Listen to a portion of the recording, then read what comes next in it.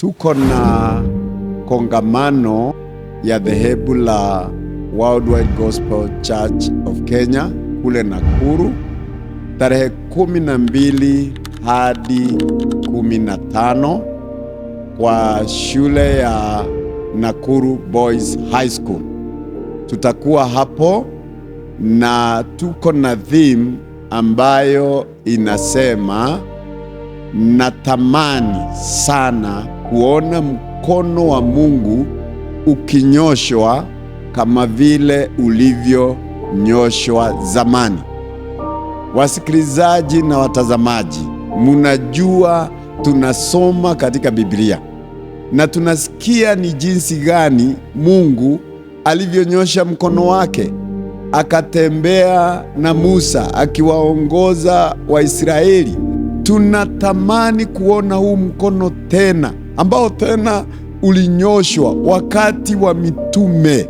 Viwete wakatembea, vipofu wakaona, na miujiza mbalimbali. Huo mkono wa kuponya vipofu uko wapi? Huyu Mungu wa rehema na huruma na upendo na nguvu ako wapi? Anaweza kuonekana tena? Ninawaambia anaweza onekana. Tunaomba Mungu sana atembee kuja katika kongamano hilo, na tumeomba sana, tumejitayarisha kwa kuomba, kwa kufunga. Wachungaji wetu wanaomba, Wakristo wetu wanaomba. Tuko na waibaji ambao pia wanajitayarisha kwa ajili ya kuabudu na kusifu Mungu.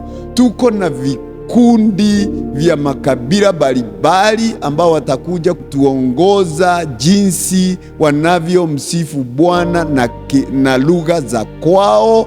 Na kwa mkutano huo tutakuwa pia na hema za kuombea watu ambao hawajajazwa na Roho Mtakatifu. Wewe ambaye hujawahi kujazwa na Roho Mtakatifu na unanisikia, mkutano huo ni wako.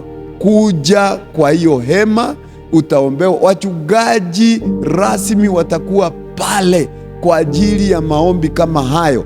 Wewe ambaye pia uko na shida, uko mgonjwa, uko na matatizo, tumbo yako imefungwa, tutakuwa na hema ya kuombea watu hao 24 hours. Na tutataka kuamini mkono wa Mungu utanyoshwa. Kuna tumbo itafunguliwa, kuna kansa mtu atapona, kuna milango itafunguliwa katika jina la Kristo Yesu. Na hivyo ninataka niwaombe muendelee hata nanyi kuomba kwa ajili ya kongamano hilo, na tena muanze kujipanga kufika.